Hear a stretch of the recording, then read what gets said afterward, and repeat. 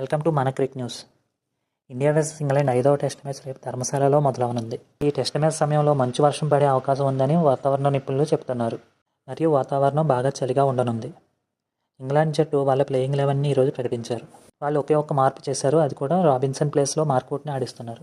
Fast బౌలర్స్గా Wood and Anderson, specialist స్పిన్నర్స్గా Hartley మరియు బషీర్, పార్ట్ టైం స్పిన్నర్గా రూట్ ఆడనున్నారు. బ్యాటింగ్లో Crawley, Duckett, Pope, Root, Stokes, Bairstow and Foakes ఆడనున్నారు. ఇక ఇండియా విషయానికి వస్తే బుమ్రా టీంలోకి రానున్నాడు.